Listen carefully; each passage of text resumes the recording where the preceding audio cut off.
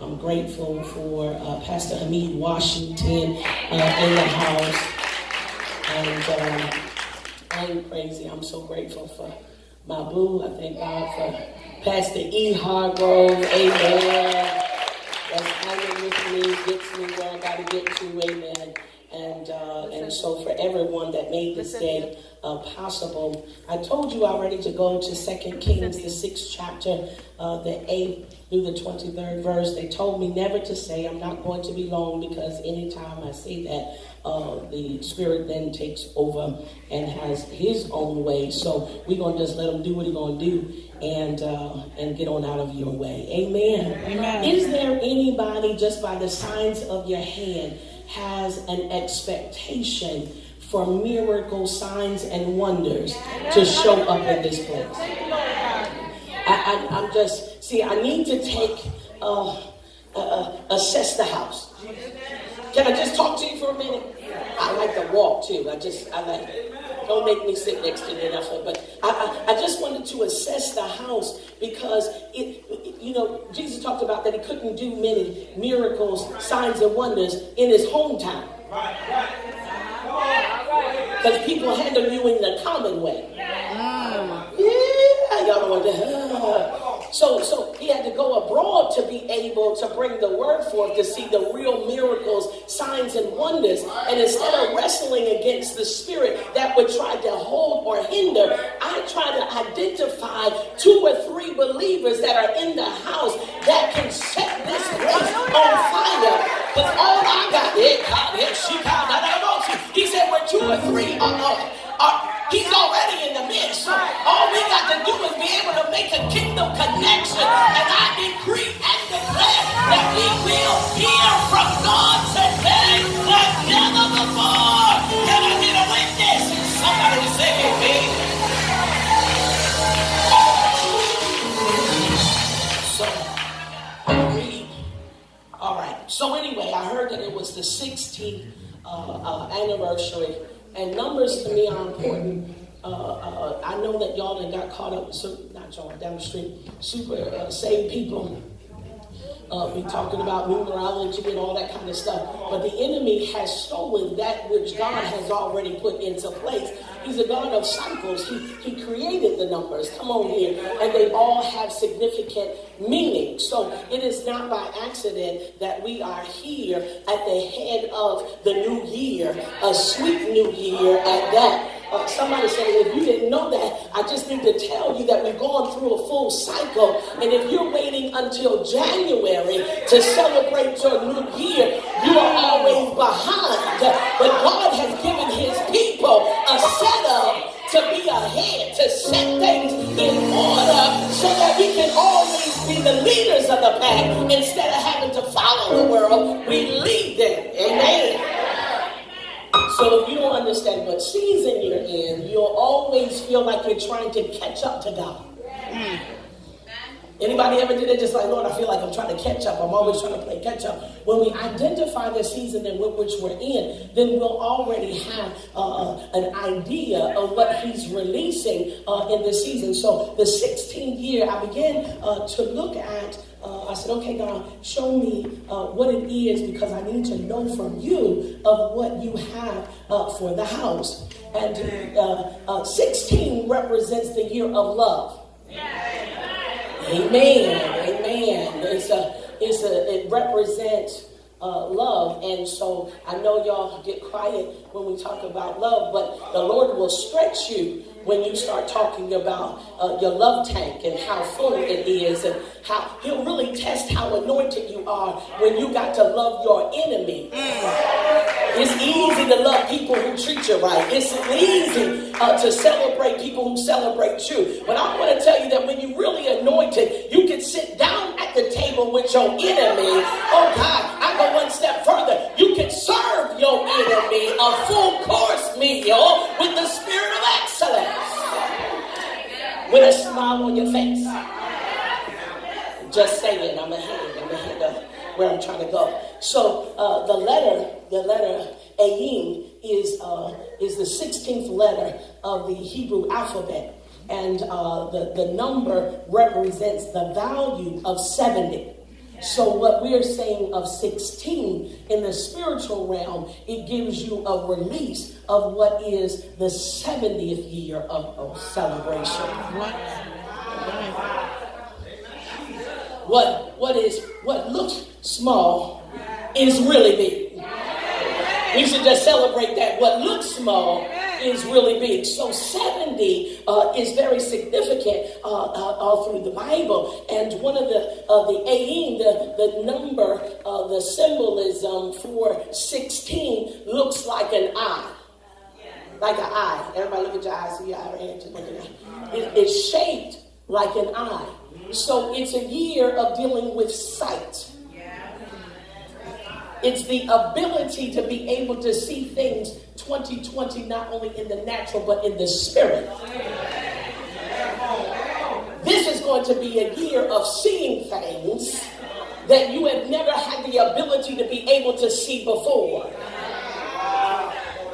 I'm trying to help. 70 represents the year of restoration. And I know I'm in the right house because I sat back with the man and woman of God and I listened to just their story of building. And so you can invest and put a lot of stuff out there, and then you'll pour in, and it looks like the enemy just comes in and just pulls some stuff, and you get back in it, and with it, you can't walk for 16 years and never been in a fight. Amen. So something else I know about this leadership of this great house, they ain't no punks. They know how to get into a fight and be able to stand flat-footed and say, hit me with your best shot, bro. But I've been around a little bit. I'm not just here by day and gone by night. I'm not no pass-by ministry, but we are anchored in the Lord. Do I have a witness? God, I'm trying to tell you, that means maturity. It means development. And everyone can't handle when you are mature. There is a higher level of expectation. Oh God. See, because when you got mature leadership, the expectation is at a higher level. See, the dream team that he is putting together with the man and woman of God is calling for a level of people who are disciplined, trained, honorable, flexible, stand in the God when other people walk away. And I decree and declare that the Lord is sending those laborers in who are mature and developed, because what the Lord is releasing in this season is bigger than what you've seen. Now,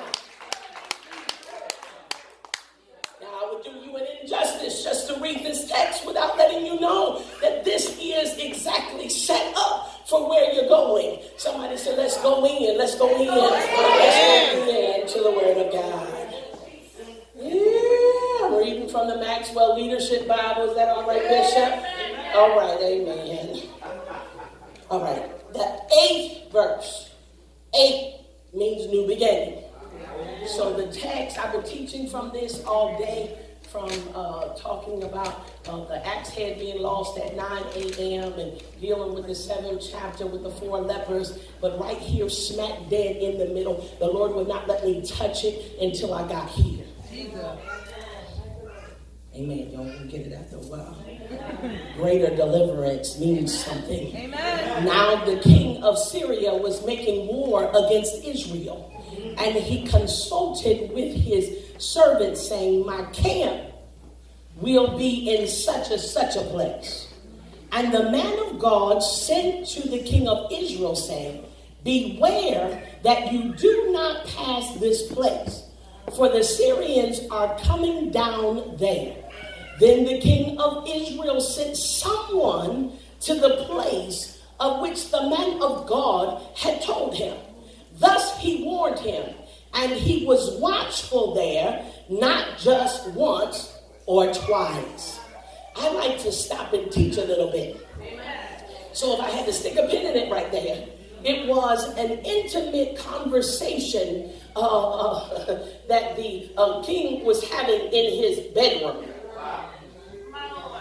It's an intimate place that you think that I know for sure the people who are invited into the king's chambers, the inner parts, the bedroom, can't possibly have any spies there. But it's amazing that every time I open up my mouth to plan my strategy against Israel, what happened? It keeps creeping out. And so he goes on, he says,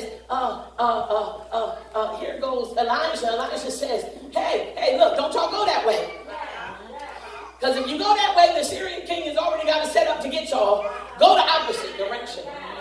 See, when you have a prophet and a king working together,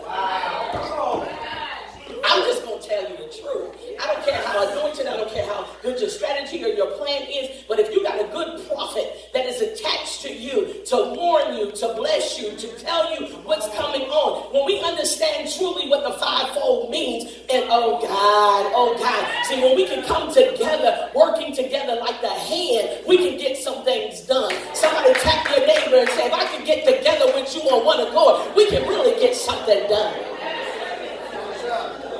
So he turned around and he said, I want you to warn them. He said, be watchful there, not just once or twice. Isn't it amazing that when you get instructions, that you get a tendency, if you do something one time, and if you don't see nothing, you'll turn around and walk away and think, oh, I did what they told me. Well, some of y'all won't even do it. Some won't even be responsive. But then there's the other group that said that, that he was the king of Israel was smart. He sent somebody who was mature enough that didn't just go down and watch once or twice, but they kept watching. They kept waiting with expectation. He said, they was planning on trying to get us. Let me go on back here and give a report of what he was saying was true. We go back and we look at here on the 11th verse, and it says, therefore the heart of the king of Syria was greatly troubled by this thing. And he called his servants and he said to them, will you not show me which of us is for the king of Israel? He's so frustrated, he said, I got a spy in the camp. Somebody keep letting his secrets out. Which one of y'all working for the other team? Woo, okay. And one of the servants said, none, my lord, O king, but Elisha, the prophet who is in Israel, tells the king of Israel the words that you speak in your bedroom.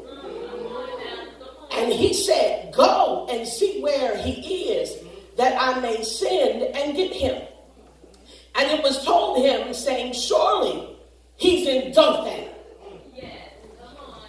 So when he found out, it was, you got a prophet who's a hearer, and you got a prophet who's a seer.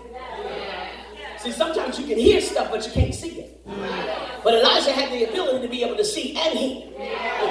And so he could be able to be standing here talking with you and still be over there transported in the bedroom of the king and hear everything that is going on. I'm trying to tell you, he said, greater things shall we do in this season. I don't know what you're waiting for, but there's an anointing being released right here today that said, God, don't let me just be a hearer of the word, but let me be a seer of what's going on. And so he turned around and he said, where is he at? He said, he's in Dothan. And then I said, okay, God, there's a significance that Elisha's hometown was Dothan. And so he said, I said, what is Dothan, God? He said, Dothan means the law. The definition means two wells, a double feast, a place that two wells are still in existence, and one in which was the pit where Joseph was put. Dothan was the place that Joseph's father sent him out there to go check on his brothers. Y'all remember the story. And they wanted to kill him, but they ended up putting him in the pit. Well, Elisha was in the same place. And that's where he lived, oh God. And it's a place of double. I'm trying to tell you, this is important for you to understand that when God turns his attention to places that he takes incredible leaders that are marked, that have an anointing on their life. You watch territories where you start seeing God gather men and women of God that suddenly start paying attention to an unknown city that people are running away from, but God is calling them to. Y'all don't hear what I'm saying. God is looking at the city of Vineland and he is saying, I'm creating a Dothan here. It is the largest city of the state of New Jersey. I just wanted to drop that with you. That you needed to understand that residency matters. Location matters. Certain things are being released just because of where you're placed. I hope y'all catching something. I hope y'all catching something. This young man right now pushing me, so I'm going to get him in a minute. 14, therefore he sent horses and chariots and a great army there, and they came by night, and they surrounded the city. And then the servants of the man of God arose early and went out, and there was an army surrounding the city with horses and chariots. And his servants, y'all listening? His servants said to him, arise, my master, what shall we do? Now I want y'all over here and over at the embassy to put your pen right here on this 16th verse, because this is what the Lord told me to share with you.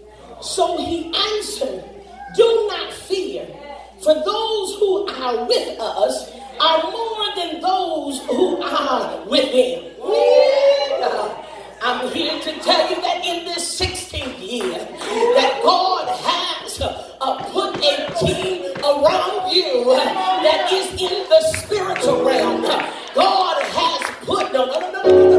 See, the enemy has already, you think he's happy about you being in this edifice of God that was built upon starch, tradition, and here come these radical, flag-waving, dancing, shouting, speaking in tongue folk that is shifting the atmosphere right here in the heart. Y'all don't hear what I'm saying. They're saying, wait a minute, wait 1 minute. What's going on over there? What is they really doing over there? And so the enemy is not pleased with what is being released. They told me about your drill team and the young people coming by droves in large numbers, and you reaching the young generation and the older generation. Y'all don't hear me? You building something in the dark. Why don't nobody know? Ain't nobody paying attention all these years. But I'm here to make an announcement that the enemy just noticed. He said, wait. We didn't hit them with our best shot, and they still standing. We didn't came against their money. We didn't came against their house. We didn't came against their leaders, and they're still here.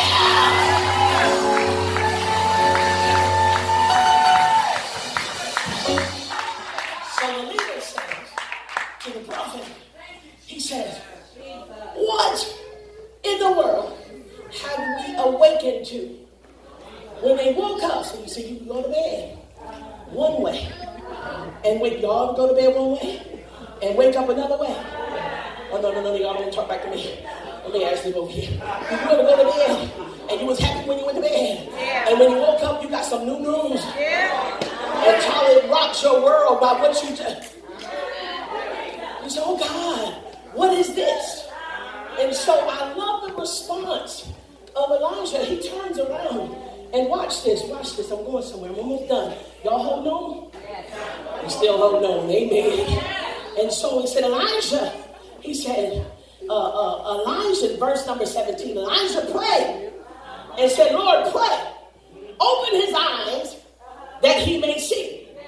Then the Lord opened the eyes of the young man, and he saw. And behold, the mountain was full of horses and chariots, and fire was all around Elijah. So when the Syrians came down to him, Elijah prayed to the Lord and said, strike this people I pray with blindness. On one prayer, it was open their eyes and let them see. On another prayer, it shut their eyes and let them be blind. This is the year of can you see? And if you can't see what God is releasing in this season, you are going to be taken in captive. But if God gives you an inside view to be able to see what's really on your side, so you can't look and walk around looking broke, busted, and disgusted.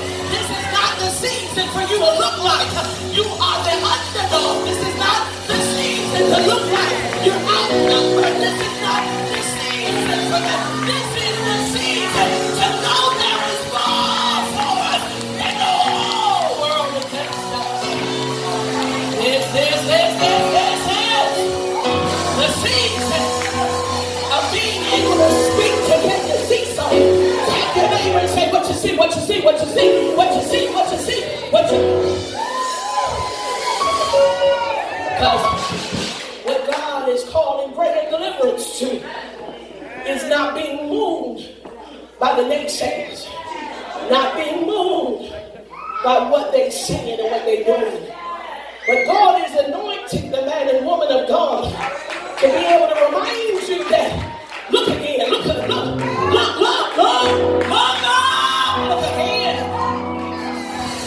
This is not that. You better look again. I promise you, you better know whose side you on. Because this ain't the time to be in the middle of the fence. This ain't the time to play pity bat. Oh, y'all don't hear me. This is not the time to sit there and think whether I'm with you or I'm not. Because you either with me or you against me. You either for or you against. We're looking for people who will make a clear statement that ain't no punks in the spirit that will step up and step out and say, oh God, I see we're outnumbered, but I'm going in the power of the living God. Yeah. And she called on the most. Now this is the evening service. Y'all can't be making all that noise. Sit down here. I'm almost done. Give me a couple more minutes. I just want to teach something right here. And so when I looked at this particular text of scripture, it makes me so excited. And it says, now Elijah said to them that this is not the way, nor is this the city. Follow me and I'll bring you to the man who you see. Now they was looking right at Elijah, but they couldn't see him. They was talking right to Elijah, but they couldn't identify him. I promise you that the Lord is about to flip the script. That the enemy can be standing in front of your face. He can be looking to try to kill you, but he ain't going to be able to identify you. Because there's a blood hedge of protection on the house. There's a blood hedge of protection of anointing that's on you. There's a covering that no weapons formed against you shall prosper.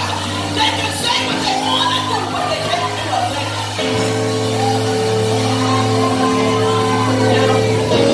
Now it's even more amazing in that he led them. Oh, Mother Ruby, I'm about to tell them something.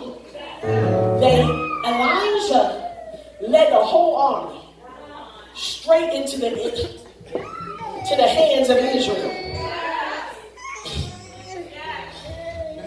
See, but this is only can happen if you're mature. Because if you're immature, you'll be letting it out the bag. You'll be running your mouth. Talking about, look, we got him now, y'all, look. Oh, God, I'm about to help you. Because what God is getting ready to do in this season with this house, what God is getting ready to do in this region, he's about to use the man and woman of God to do some things that right in the face of the enemy. And you got to learn how to keep your mouth shut and just learn how to pray.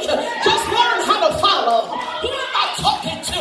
It's too much chatter. It's too much conversation. There's too much you trying to figure it out. But God has already worked it out. I decree and declare that a maturity comes and hits the house for a mature hush. Hush your mouth.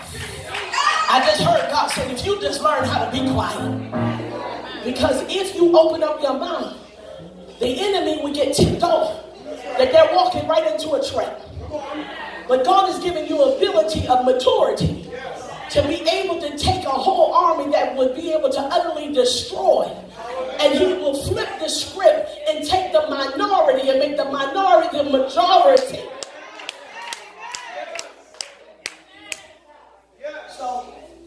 So he leads them straight in to Samaria. And I'm almost done. Y'all getting something from here? Amen. So look at 20. And it said, I don't know. So it said, it was that as they come to Samaria, Elisha said, Lord, open up their eyes that these men may see. And the Lord opened up their eyes and they saw. And there were inside Samaria. Now when the king of Israel saw them, check this out. He said to Elisha, my father, shall I kill them? Shall I kill them? But he answered, you shall not kill them. Would you kill those whom you have taken captive with your sword and with your bow? Set food and water before them, that they may eat and drink and go to their master. Then he prepared a great feast. I'm done here. For them, after they ate and drank, he sent them away, and they went to their master. So the hands of Syrian raiders came no more into the land of Israel. Amen. Right? What you saying, Apostle? I'm saying that two men, one prophet and a leader, took a whole army of enemies and led them into the city of Samaria. The king of Israel said, now check this out. He said, Father, because he honored the man of God. See, the terminology father or mother comes with honor. And so even though he was king, he had the wisdom to show honor. Amen.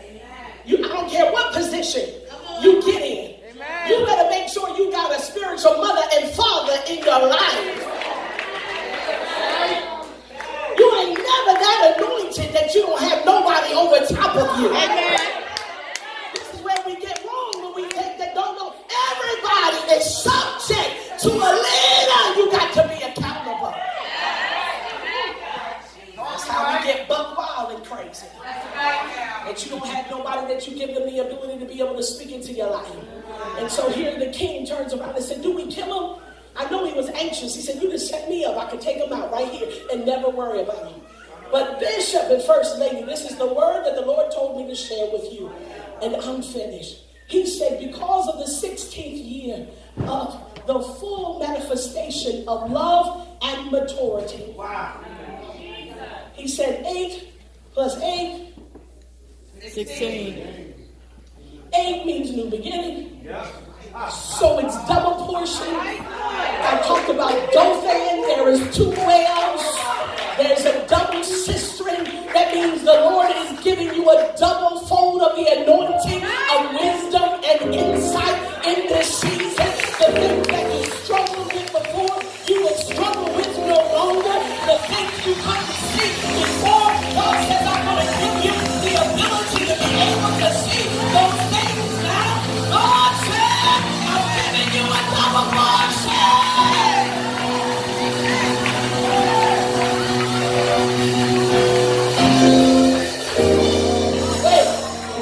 Wait.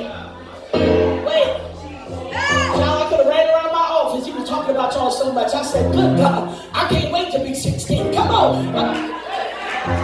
Somebody tap your neighbor and say, sweet 16, baby. Sweet 16. It's going to be a sweet 16. I'm here to decree and declare in the apostolic anointing that rests on my life. I come to make a delivery of the message that the Lord has told me to speak, that this is the year of abundance. This is the year of a double portion. This is your year of a sweet year of love. This is your year to have mature leaders.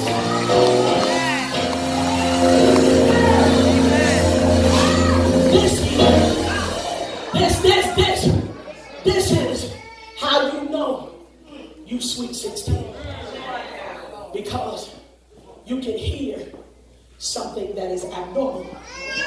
You can get strange details of assignment and not be moved or wavered.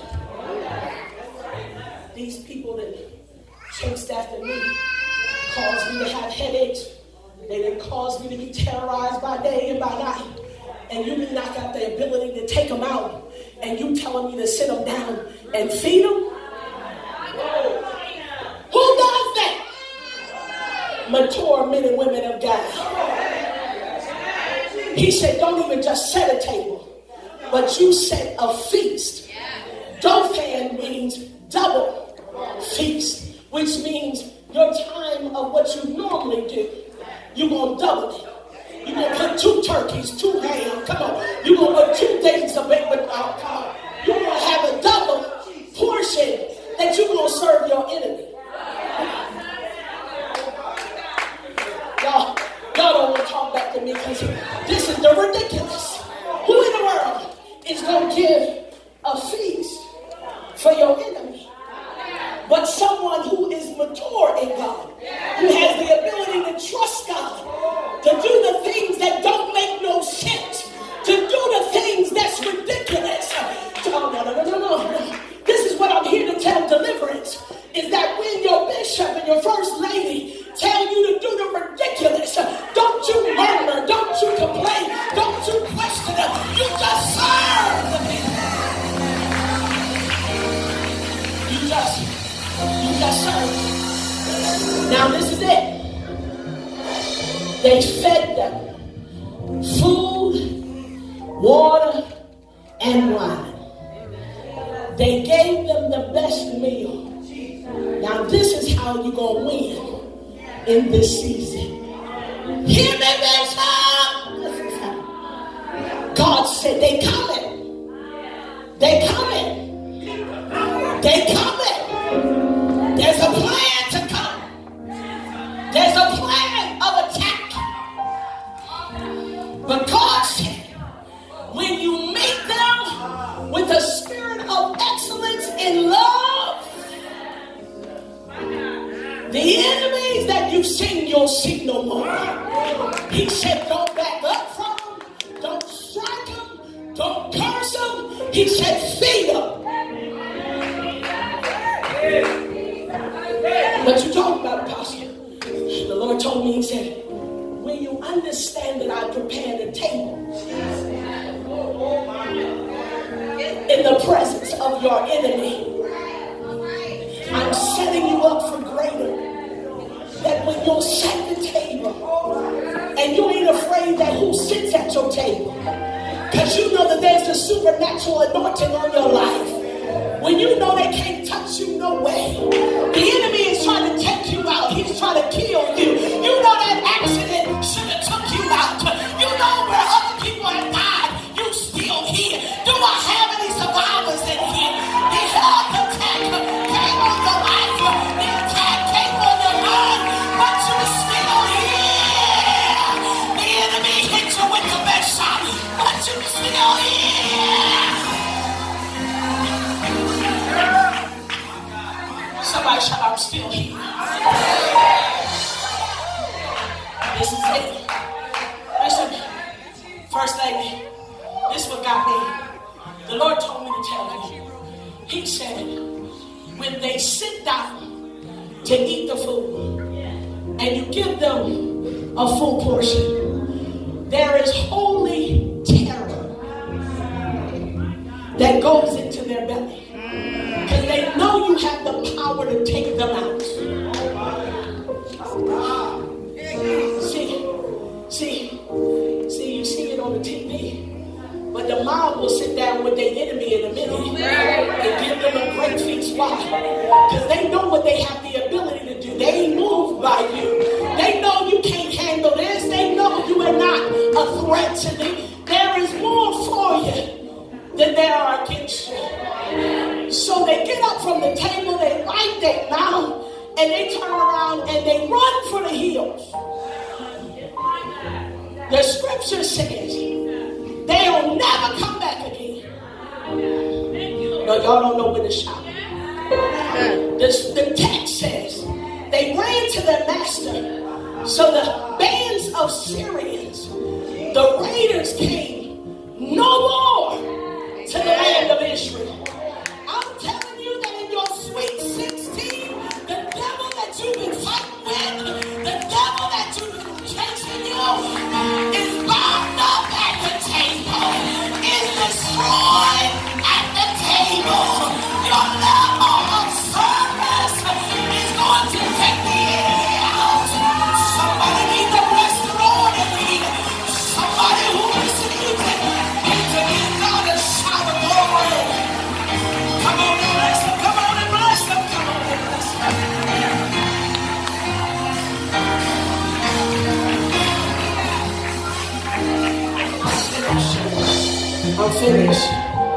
I'm finished. The Lord said He gonna deal with you in a different way. But at the end of this thing, you gonna win. This is your year that you've been cleared. This is the year that you got the clearance. This is the year you've been cleared for takeoff. This word is telling you you've been cleared. You've been cleared. You've been cleared.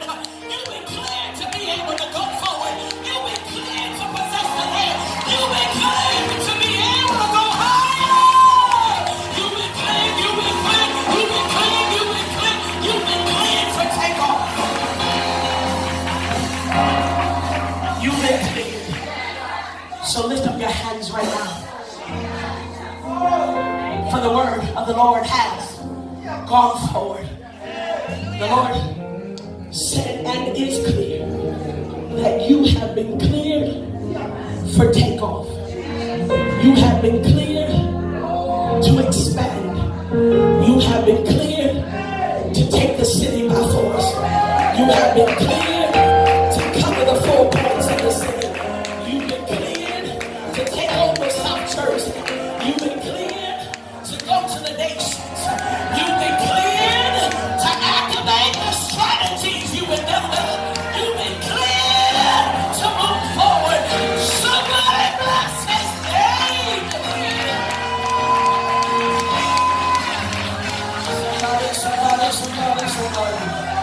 Look at your neighbor and tell him only if you believe it. You've been cleared. Only if you're mature enough to receive it.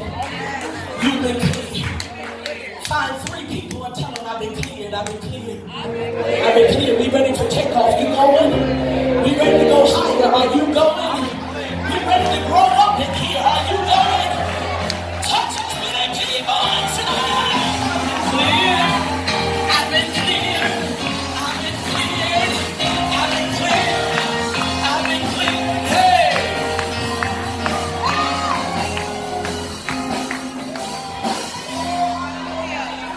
When you move forward, folk gonna look at you like you done lost your mind. But the Lord said, this sweet 16, you've been cleared. Bless the name of the Lord.